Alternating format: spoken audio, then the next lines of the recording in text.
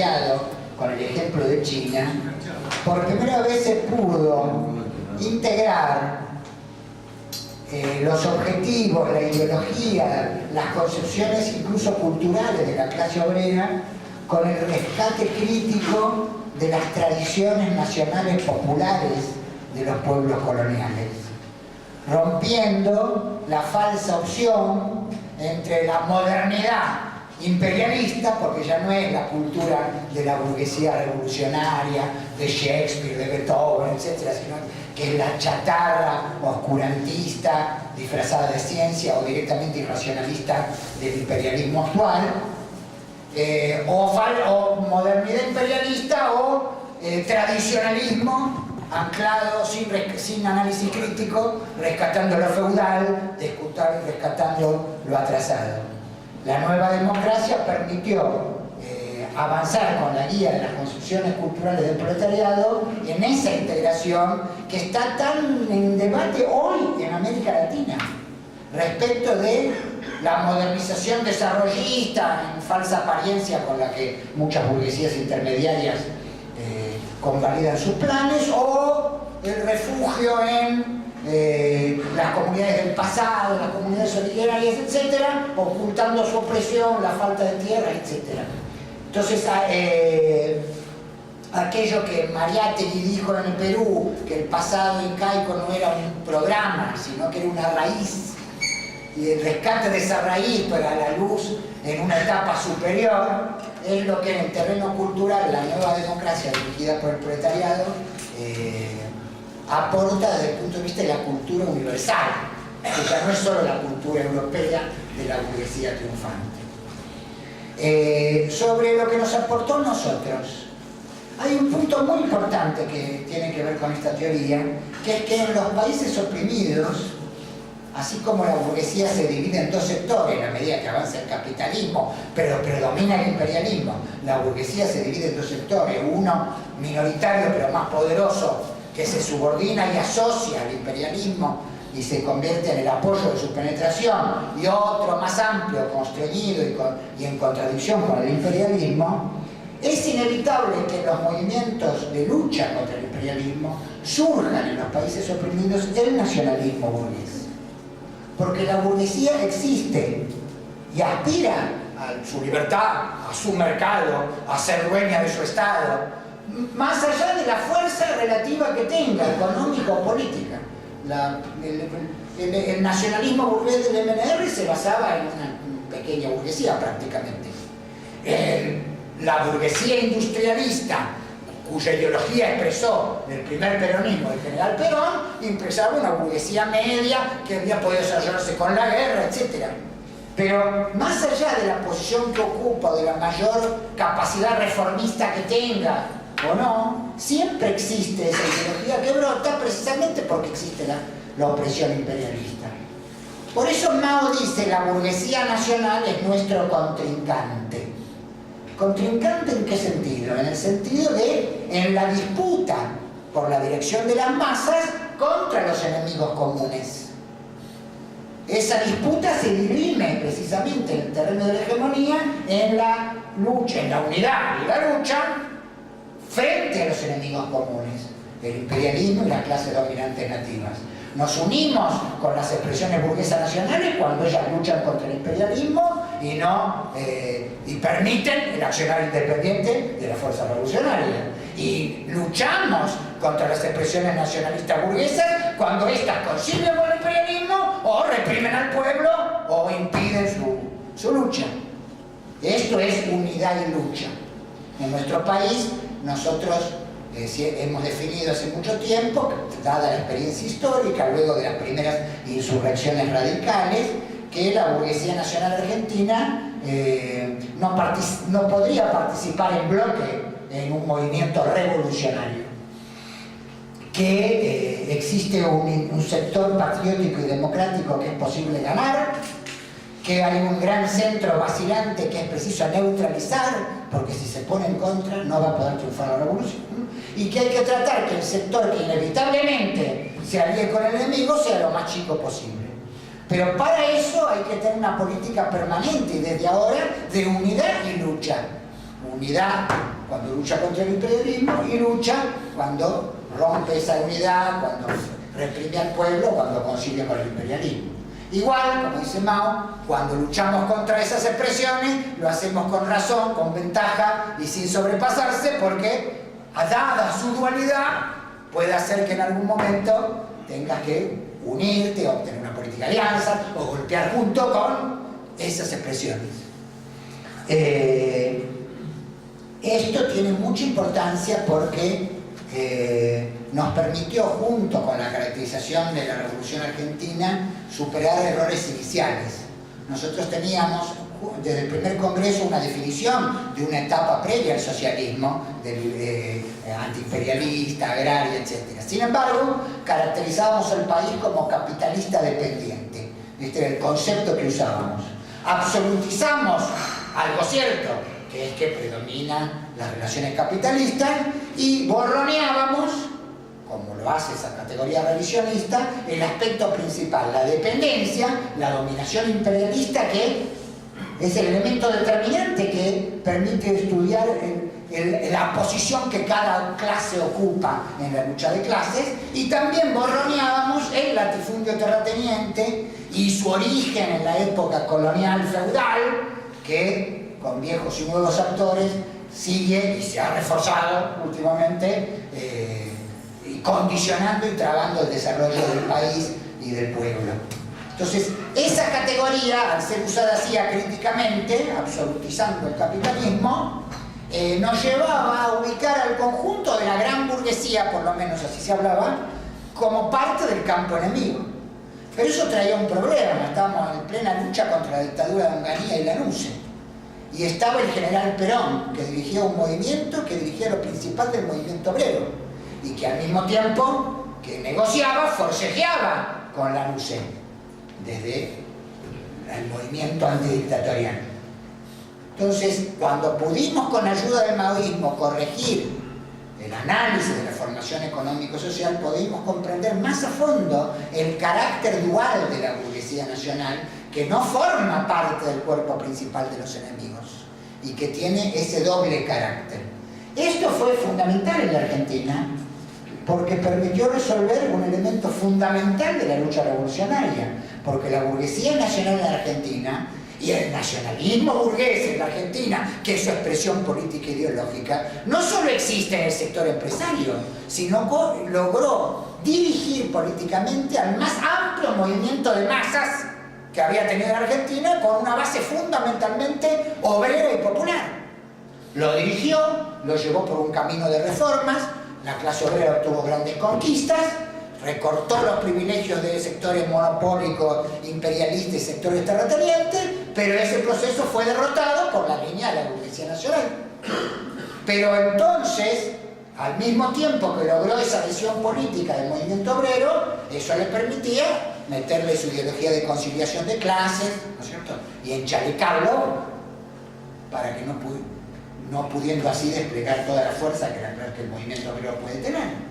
Frente a esa situación, bueno, el primer error histórico que selló su suerte, porque nunca fue autocriticado a fondo y después se convirtió en un partido revisionista, fue el del PC, que tomó como enemigo principal al nacionalismo burgués y a la burguesía nacional que expresaba el peronismo, identificándolo con el imperialismo nazi ya derrotado, y se unió con la oligarquía terrateniente liberal y con los yanquis en la vereda de enfrente. Esto desde ya fue muy determinante en la opción política de las masas respecto de, por supuesto, el Partido Peronista Perón, que operaron activamente para lograr esa adhesión, antes y después con el gobierno. Pero al mismo tiempo, a partir de entonces, la izquierda, que se proponía incluso hacer una revolución en nuestro país, planteaba que la clase obrera luchaba y que era la que podía dirigir, pero que estaba dirigida por el peronismo, y por lo tanto el blanco pasaba a ser el nacionalismo burgués, que dirigía a esas masas, y el contenido político, ideológico, nacionalista burgués de esas propias masas. Con lo cual volvía a errar el blanco político de la lucha revolucionaria en nuestro país. La otra variante era que, como las masas eran peronistas, para unirse con ella se dividía, iba a la cola. perdiendo independencia política para una línea revolucionaria. O las dos cosas a la vez, con el famoso entrismo de una izquierda que se hace peronista para entrar y disputarle las masas a Perón, lo cual inevitablemente lo llevaba a poner a Perón como enemigo principal para disputarle las masas, sin poder entender este aspecto, que es que con unidad y con lucha, uniéndonos en lo que podemos y luchando contra sus aspectos negativos, la disputa con la burguesía nacional es por la hegemonía de las masas frente a los enemigos del pueblo. Esto es lo que nos permitió a nosotros poder desarrollar el clasismo revolucionario que recuperó y les mata a Córdoba con una política de frente único, que es la que se plasmó en la política de Salamanca y la lista marrón, que planteó que el verdadero clasismo en un país dependiente es aquel que no solo lucha por los intereses obreros y sus reivindicaciones, sino que elabora un programa para que la clase obrera pueda acaudillar y dirigir a todas las clases populares en la lucha antiimperialista y antioligárquica. Y que en ese marco planteó una política de unidad con la masa peronista. Esto se volvió decisivo cuando los imperialismos y las clases dominantes nativas pusieron fin al golpe de Estado. Pero esta política de unidad, o sea que el problema de ubicar la burguesía nacional era clave para ver cómo se hacía el frente único en la propia masa obrera, que es la clase que tiene que dirigir.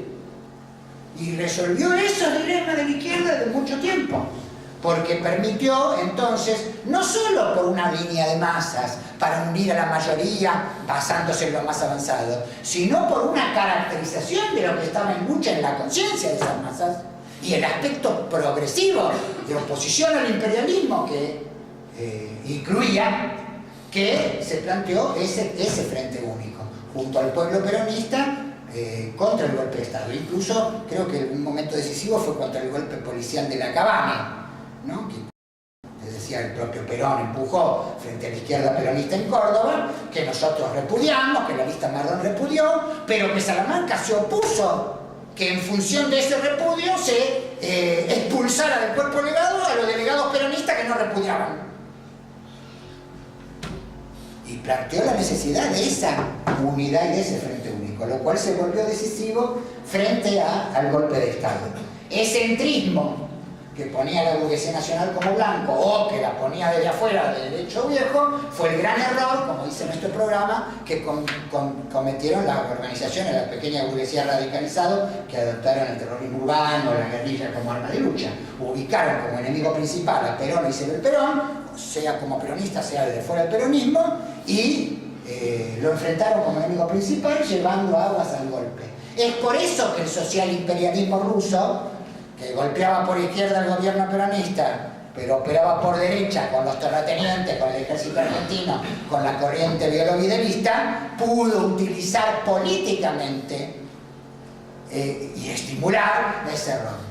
Porque el imperialismo ruso, igual que el yanqui y todos los imperialismos, se aprovechan de las conciliaciones de los movimientos nacionales dirigidos por la burguesía para infiltrarlo, como fue con el nacionalismo, como fue con el peronismo, como fue con otros movimientos nacionalistas, y destruirlos o cooptarlos.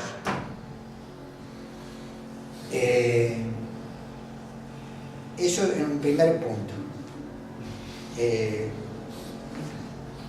En segundo lugar, de allí la línea de frente único que caracteriza al PCR. Desde ya todo esto nos permitió resolver el falso dilema de defender al gobierno pero a la cola del peronismo sin luchar por las reivindicaciones obreras o sin luchar contra los aspectos reaccionarios o represivos del gobierno de Isabel, o lo cual a la larga implicaba no desplegar la lucha del pueblo contra los golpistas, o luchar por las reivindicaciones, luchar por los derechos democráticos, pero ubicando como enemigo al gobierno de Isabel y llevando agua a los golpistas. Esta caracterización fue fundamental, junto con el hecho de que el la amistad de Rusia y del sector progreso de la burguesía no era un apoyo al pueblo, sino que era la penetración de un nuevo imperialismo, fue lo fundamental para definir nuestra posición antivoltista y la posibilidad de seguir resistiendo a la dictadura claros y unidos a la clase obrera.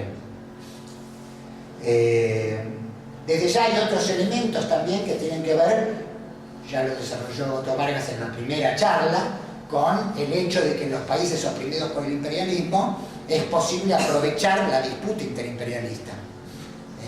En la época del imperialismo no hay un imperio, hay varios imperialismos concurrentes, aunque en algún momento predomine uno, y lo permanente es la disputa, y que eso se refleja en las clases dominantes de los países oprimidos.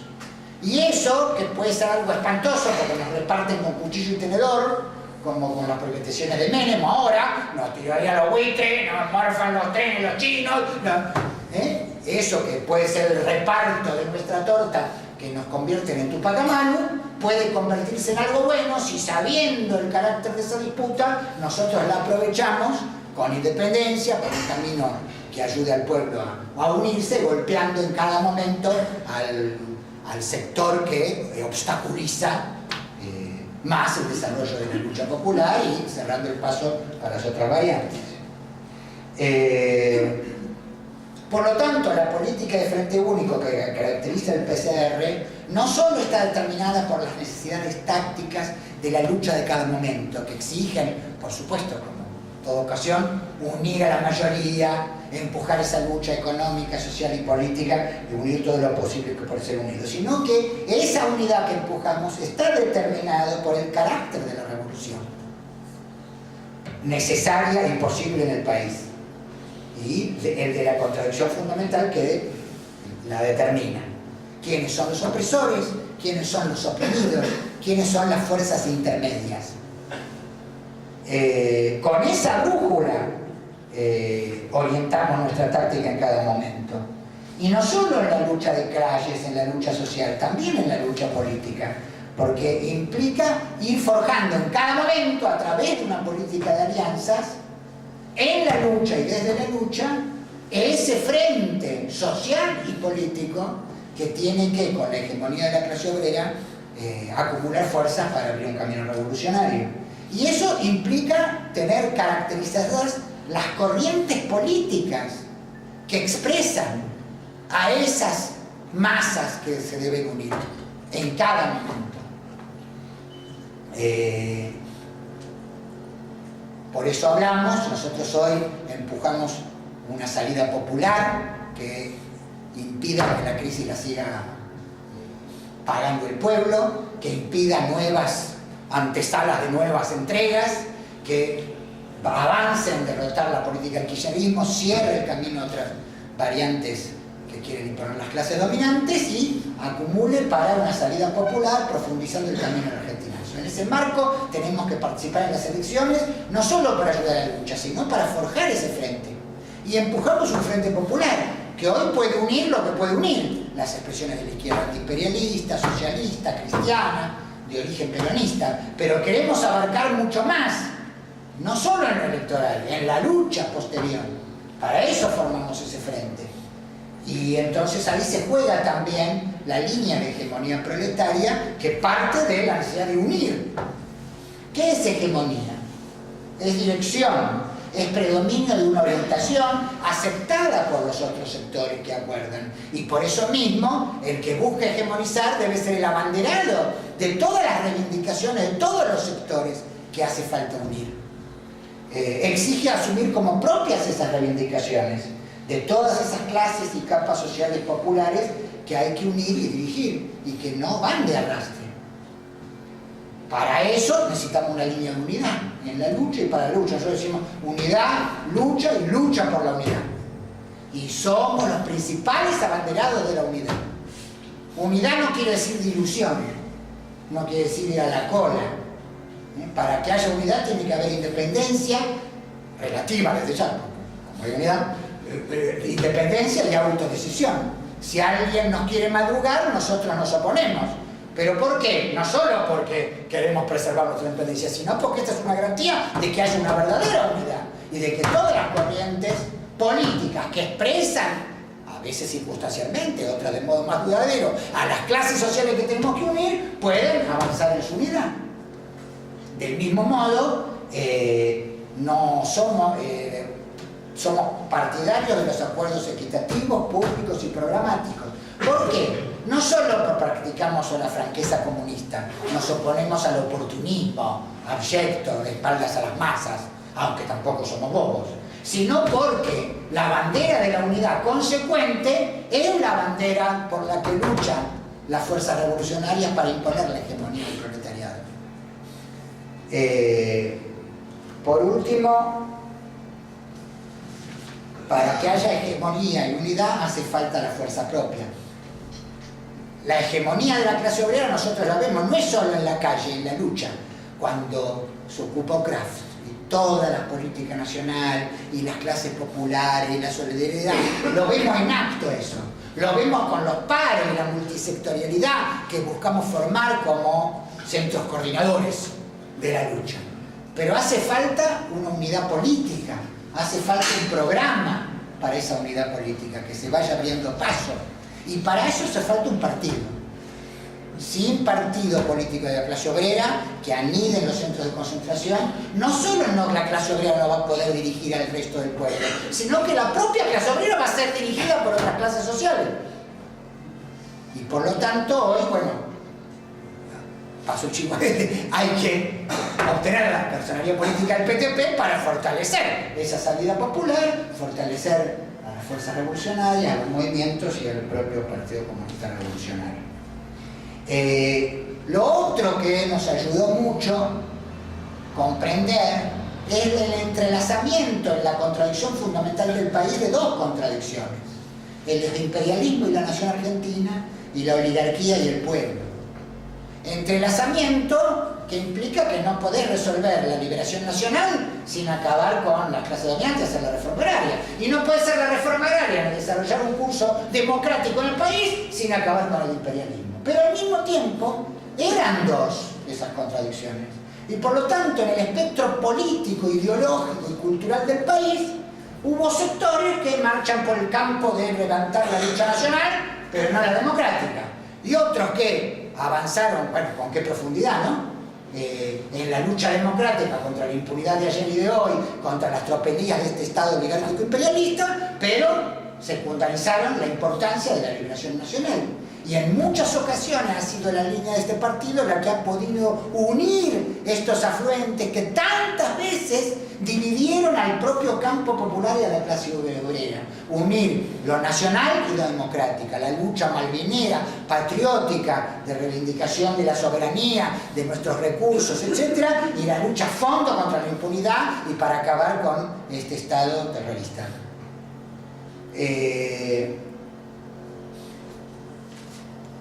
Vigencia. ¿Sigue vigente todo esto en el siglo XXI? Algunos dicen, la burguesía nacional no existe más. Y por lo tanto no existiría más el nacionalismo burgués. Claro, los partidos o las corrientes que en la Argentina representaban poderosos movimientos dirigidos por la burguesía nacional, el irigoyenismo primero, el peronismo después, uno más agrario como el otro más industrial, hace mucho tiempo que esos partidos están dirigidos por diversas camarillas que representan o se subordinan a distintos intereses terratenientes de burguesía intermediaria vinculados a distintos sectores imperialistas. Pero ¿y entonces la burguesía nacional, el nacionalismo burgués no existe más? Yo diría que la mayor parte de la empresariado del país es burguesía nacional, solo que no es dueño del poder ni del Estado, ni es el sector más poderoso. No se trata solo de la burguesía industrial, tan desflecada por la desindustrialización y la profundización de la dependencia de Videla a Menem y de Menem a Néstor y Cristina. Se trata también de la burguesía comercial, de la burguesía agraria. Esa burguesía nacional es la que, cuando Menem dijo, chao, se acabó, se cayó el muro, vamos al neoliberalismo, traicionó. Y seducida por la promesa de Menem, flexibilización laboral, ajustamos para abajo, más sí, vender las empresas públicas, lo acompañó. Y después lloró lágrimas de sangre. Y en el 2001, los empresarios del calzado hacían las cacerolas, los tabacaleros cortaban los piquetes. Es la misma clase social. Esa es su dualidad. Y en la rebelión agraria estuvieron solo los obreros rurales que cobran porcentaje o la pequeña burguesía rural de campesinos medios, arrendatarios. acorralados como mini rentistas? ¿O estuvieron solo los terratenientes que sentían las cosquillas de la retención y sectores de gran capital intermediario que forcejeaban con Cristina?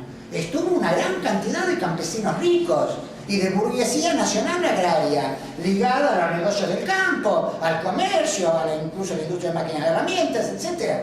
Obviamente no es casual, en un país tan desindustrializado, pero donde hubo un auge agrario, el auge agrario con los buenos precios no solo benefició principalmente a los monopolios de los terratenientes, sino que una burguesía nacional acumuló.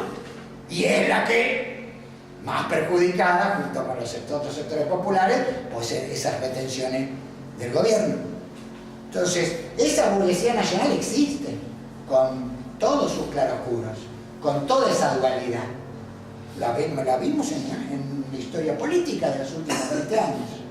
Las clases dominantes se dan una política, como el grito, como yo el canto del jaburé, del pajarito, de Cristina Kirchner y Néstor Kirchner, que elabora un discurso nacional y popular, es decir, propio de una ideología tradicionalmente que logró la adhesión del pueblo, no solo para meter su falso discurso en el pueblo, sino para seducir a la burguesía nacional. Te prometo un mercado interno, te prometo todo mentira, no hubo crédito, fue la devaluación la que generó una sustitución de importaciones, le dio concesiones a la burguesía nacional, pero después a la larga la limitó, porque su curso fue de profundización de la dependencia, extractivista, sojero, minero, etc.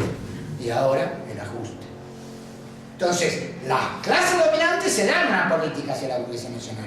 La clase obrera y la fuerza revolucionaria se tienen que dar una política hacia la burguesía nacional. De unidad y lucha, apuntando a su neutralización.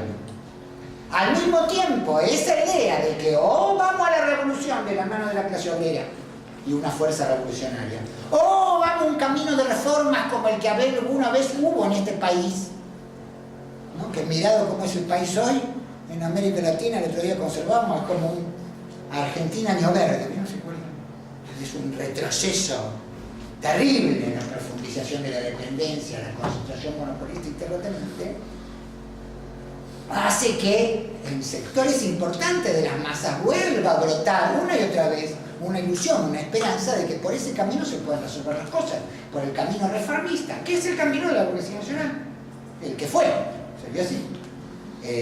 En el libro La trama de la Argentina antagónica, Otto Vargas habla de una señora que cortaba en Cutralcó diciendo contra el gobierno de Menem, y yo siempre he sido muy peronista. Entonces decía, ¿qué es lo que lleva a una señora que ha sido siempre muy peronista y se dice peronista a enfrentar al gobierno de Menem? Y Otto Vargas decía, bueno, porque mientras no quede otra, no se pruebe que el único camino, y eso se prueba no con pedagogía solamente, no con propaganda, que es muy importante, sino a través de un largo camino basado en la propia experiencia, que no queda otro camino que la guerra, que la revolución, va a haber siempre un sector importante de las masas que tenemos que unir, que va a decir, bueno, si no es este peronista, será otro peronista. Otto decía, si no es Dualde, será otro.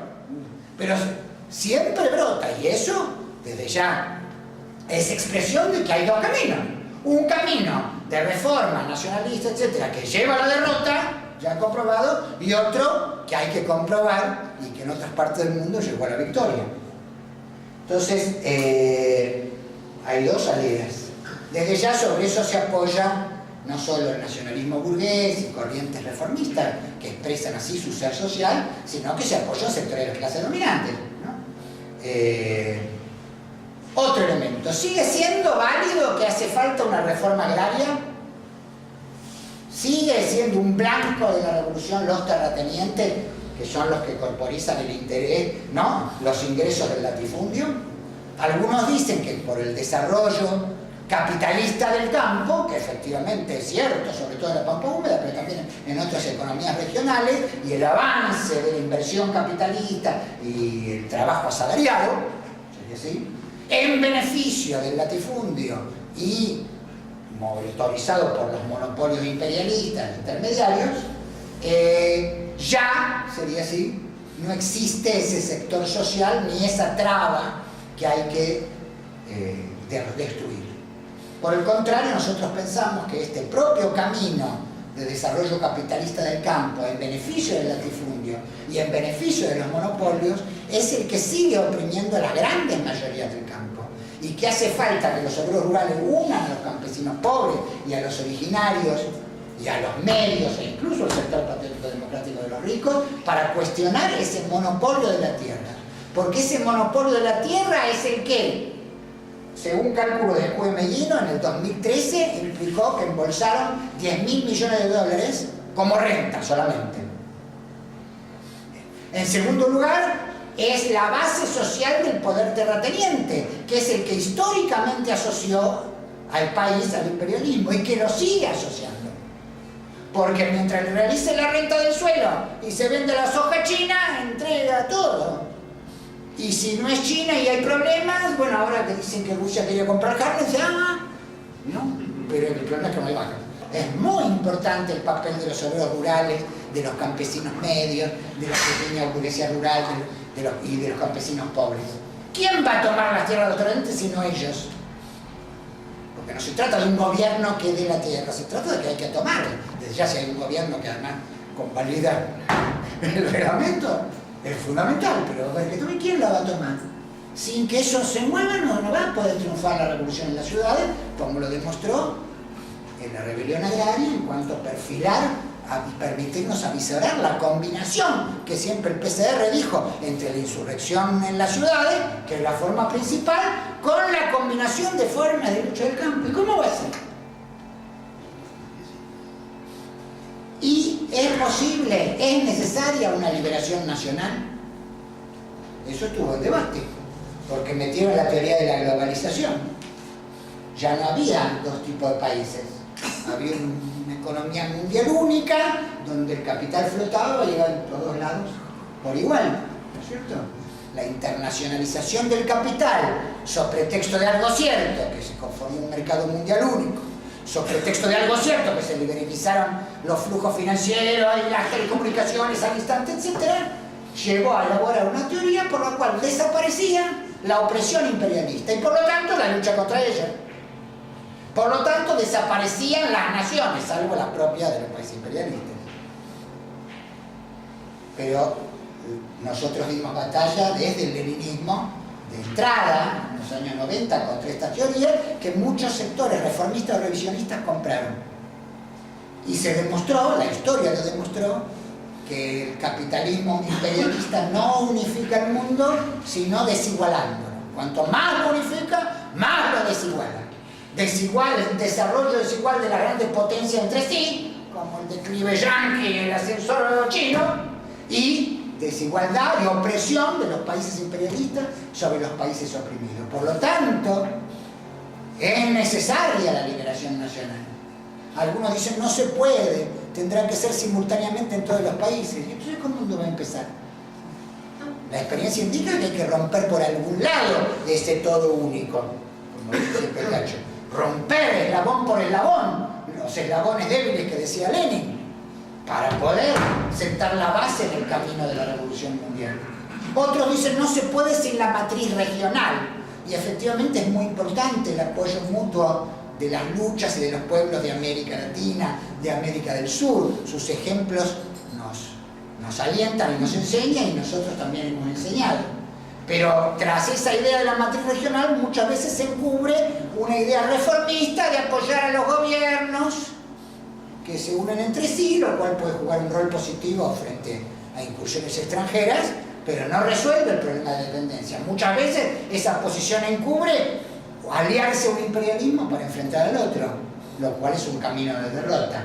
Bueno, es un tema clave de la discusión hoy en América Latina, con la agudización de la disputa interimperialista que busca el imperialismo chino ensillar los anhelos nacionales de los pueblos.